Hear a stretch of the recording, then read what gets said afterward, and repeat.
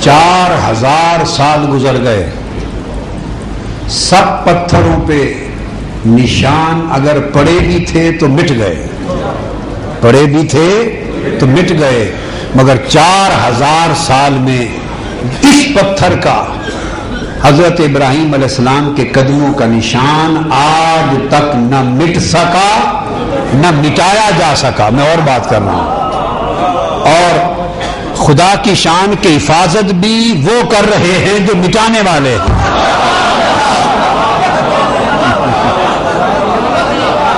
حفاظت بھی وہ کر رہے ہیں جو مٹانے والے ہیں۔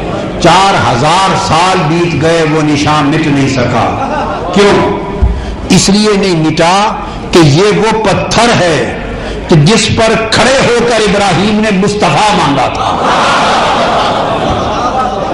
جس پر کھڑے ہو کر ابراہیم نے، یہ بات سمجھنے والی ہے، ابراہیم نے مصطفیٰ مانگا تھا۔ حضور خود اس وقت موجود نہ تھے، عالم دنیا میں، عالم شہادت میں، مادی دنیا میں جسمانی طور پہ تشریف لائے نہ تھے۔ ابراہیم نے ایک پتھر پہ کھڑے ہو کے فقط دعائے مصطفیٰ کی تھی، مصطفیٰ مانگا تھا، چونکہ لبوں پر مصطفیٰ کی دعا آئی تھی۔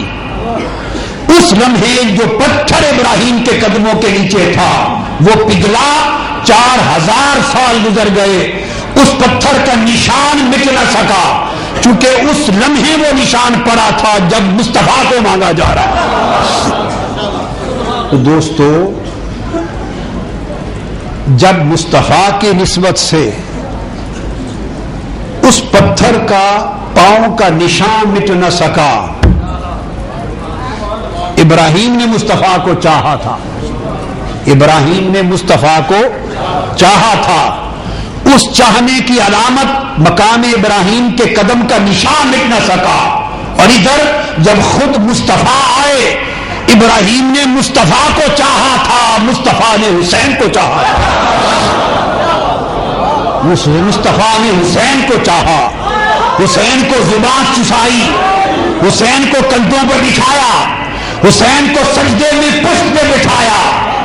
وہ دعا کے وقت پتھر پہ تھے تو پتھر پہ قدم کا نشان نہ مٹا، مصطفیٰ سجدہ کرتے تو حسین کندھوں پر ہوتا، مصطفیٰ بیٹھتے تو حسین گود میں ہوتا۔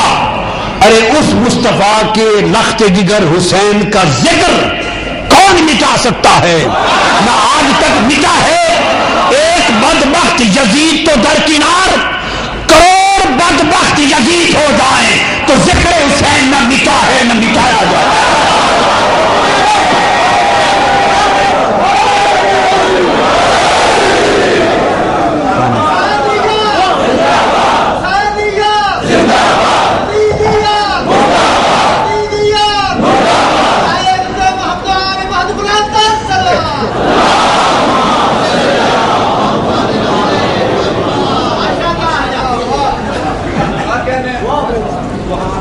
اب ہم بات کو شروع کرتے ہیں۔ یہ میری ایک کتاب جس سے آج کا ذکر حسین شروع کر رہا ہوں، میری اپنی ایک کتاب میرے ہاتھ میں ہے اور اس کا نام ہے مرج البحرین۔ کیا نام ہے؟ مرج البحرین فی مناقب الحسنین۔ دو سمندر ملے ہیں، دو سمندر ملے ہیں، ایک سمندر ولایت کا، ایک سمندر عصمت و طہارت کا، ایک سمندر معرفت و ولایت کا، ایک عصمت و طہارت کا۔ معرفت و ولایت کا سمندر علی ہے، عصمت و طہارت کا سمندر فاطمہ ہے۔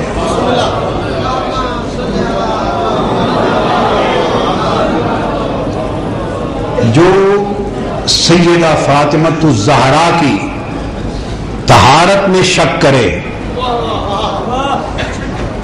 اس کا بھی ایمان سے کوئی تعلق نہیں۔ اور جو علی المرتضیٰ کی ولایت میں شک کرے، امامت و ولایت میں شک کرے، اس کا بھی ایمان سے کوئی واسطہ نہیں۔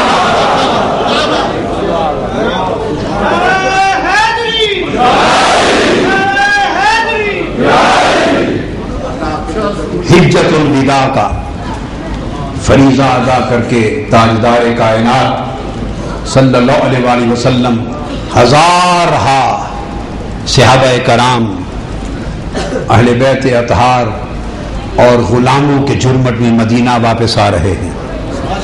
ہزارہا غلاموں کا جرمٹ ہے، اصحاب و احباب کا جرمٹ ہے۔ راستے میں ایک جگہ پڑاؤ کیا ہے، پوچھا اس میدان کا نام کیا ہے؟ بتایا گیا آقا اس میدان کا نام ہے غدیر۔ پڑاؤ کیا، نماز ظہر ادا کی، نماز ظہر کے بعد صحابہ کرام سے فرمایا میرے لیے منبر بنا دو۔ منبر لگ گیا، تاجدار کائنات منبر پہ قیام فرما ہوئے، اللہ کی ثنا کی، حمد و ثنا کے بعد اس کی توحید اور اپنی نبوت و رسالت کی شہادت دی، خطبہ ارشاد فرمایا، اور خطبہ ارشاد فرمانے کے بعد ہزارہا کے اجتماع سے سوال کیا۔ سوال یہ کیا، کیا میں تم سب کی جانوں سے زیادہ قریب نہیں ہوں؟ الست اولا بکم من انفسکم، کیا میں تم سب کی جانوں سے زیادہ قریب نہیں ہوں؟ کیا میں سب مومنوں کی جانوں سے زیادہ قریب نہیں ہوں؟ اور پوچھا فہل انتم تعلمون، کیا تم جانتے ہو؟ ہل انتم تشہدون، کیا تم شہادت دیتے ہو، گواہی دیتے ہو؟ 3 بار سوال کیا، اور ہر کو کہتے رہے قالوا بلا یا رسول اللہ، حق ہے، آپ ہم سب جانوں سے قریب تر، سب مومنوں کی جانوں سے عزیز تر، ہم جانتے ہیں، ہم اقرار کرتے، ہم گواہی دیتے۔ جب 3 بار آپ نے اقرار لے لیا تو سیدنا علی المرتضیٰ کا بازو پکڑ لیا، ہاتھ بازو پکڑ کے ساتھ کھڑا کر دیا، ساتھ کھڑا کر دیا، اور سیدنا علی المرتضیٰ کا ہاتھ اٹھایا۔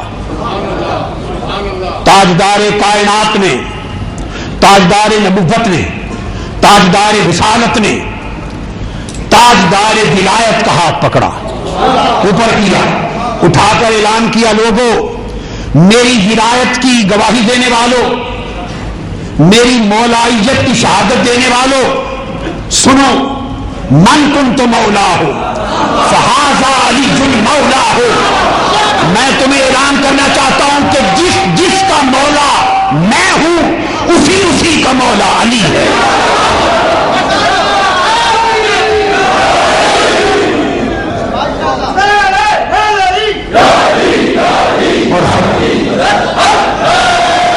فرمایا ہوگا ولی کل مؤمن و مؤمنۃ، وہ آج کے بعد میری امت کے ہر مومن مرد اور ہر مومن عورت کا ولی ہے۔ فرمایا ہوگا ولیکم من بعدی، میرے بعد امت والے سن لو، میرے بعد ولی علی ہے، اور جس کا میں ولی ہوں اس کا علی ولی ہے، اور جس کا علی ولی نہیں اس کا میں بھی ولی نہیں، جس کا علی ولی نہیں اس کا میں بھی ولی نہیں۔ پھر آپ نے ہاتھ اٹھا دیے، ہاتھ اٹھا کے عرض کیا اللہم والی من والاہ، باری تعالی جو علی کو ولی جانے تو بھی اسی کا ولی بن۔ پہلے فرمایا جس کا علی ولی ہے میں بھی اسی کا ولی ہوں، پھر عرض کیا باری تعالی بات مجھ تک نہ رہ جائے، جس کا علی ولی ہو تو بھی اسی کا ولی بن، اور جو علی کو ولی نہ جانے خدایا تو بھی اس کا ولی نہ بن۔ اس اعلان غدیر کے بعد سے آج تک جس کا ولی علی ہے اسی کا ولی نبی ہے، اسی کا ولی مصطفیٰ ہے، اسی کا ولی خدا ہے، اور جو علی کو ولی نہیں جانتا نہ مصطفیٰ اس کا ولی ہے نہ خدا اس کا ولی ہے۔ اعلان کر دیا کہ میری بعثت کے بعد وہ جو وعدہ نبوت اور رسالت چلا آ رہا تھا وہ مجھ پر ختم ہو جائے گا. اب میرے بعد کوئی نبی اور کوئی رسول نہیں ہو سکتا، اور میری امت میں نبوت اور رسالت کا دروازہ بند ہے، اور اب میری نبوت اور رسالت کا فیض روحانی میرے بعد میری آل کے ذریعے سلسلہ ولایت و امامت سے چلے گا. اور ہاتھ کھڑا کر کے اعلان کر دیا کہ مجھ پر نبوت ختم اور علی سے ولایت شروع. حضور خاتم باب نبوت ہوئے، خاتم باب نبوت کا دروازہ بند کر دیا، اور علی فاتح باب ولایت ہوئے، علی سے ولایت کا دروازہ کھول دیا. اور سیدنا امام مہدی خاتم باب ولایت ہوں گے. جب وہ آئیں گے پھر ولایت ختم ہو جائے گی. میں یہ عرض کر رہا تھا، چنانچہ قرآن مجید نے کہا تھا کہ جب وعدہ کیا کما ارسلنا فیکم رسولا، رسول آئیں گے، وہ آخری نبی آخر الزمان، اسی مقام پر کب قرآن مجید کو اس رکوع کو پڑھیں، حضور کی آمد کے ذکر سے بعد اللہ نے اپنے ذکر کی تلقین کی، اور آمد رسالت بعثت رسالت کے بیان کے بعد اس مقام پر اسی رکوع میں اللہ نے شہادت کا ذکر کیا ہے.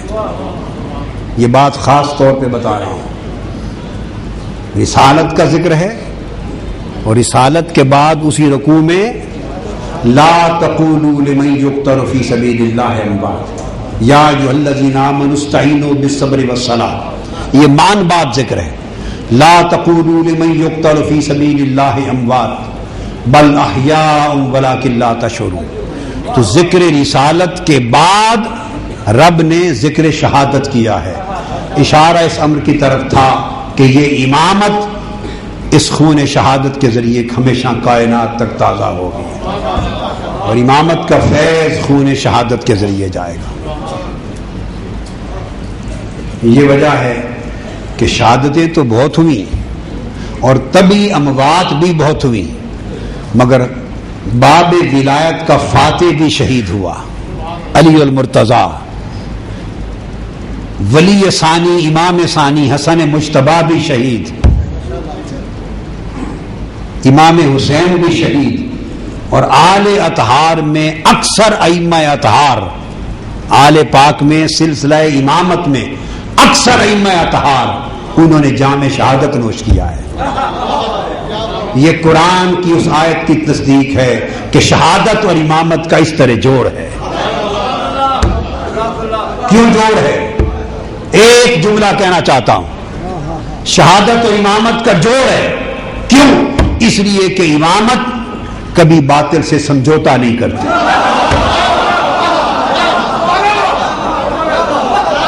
باطل سے سمجھوتا نہیں کرتی، اس لیے شہادت اس کا مقدر بنتی ہے. اب ذکر حسین کے حوالے سے آ جائیں. حدیث پاک میں ہے کہ جب سیدنا امام حسین کی حسن مجتبیٰ اور امام حسین کی ولادت ہوئی، سیدنا علی المرتضیٰ رضی اللہ تعالیٰ عنہ روایت کرتے ہیں، امام احمد بن حنبل نے مسند میں روایت کیا ہے. آپ روایت کرتے ہیں کہ سیدنا مولا علی المرتضیٰ فرماتے ہیں کہ میں نے پہلا بیٹا پیدا ہوا تو نام حمزہ رکھ دیا، خاص بات ہے. پھر دوسرا شہزادہ پیدا ہوا تو نام جعفر رکھ دیا. حمزہ اپنے چچا کے نام پر، جعفر نو مولود ان کے چچا کے نام پر، اپنے بھائی کے نام پر نام رکھ دیا. تاجدار کائنات صلی اللہ علیہ وسلم تشریف لائے، فدعانی، مولا علی المرتضیٰ فرماتے ہیں حضور علیہ الصلوۃ والسلام نے مجھے بلایا، تو میں علی بات سنوں. حاضر ہوا، فرمایا انی امرت ان اغیر اسم ہذین، مجھے حکم آیا ہے، مجھے حکم آیا ہے کہ میں یہ دونوں نام بدل دوں.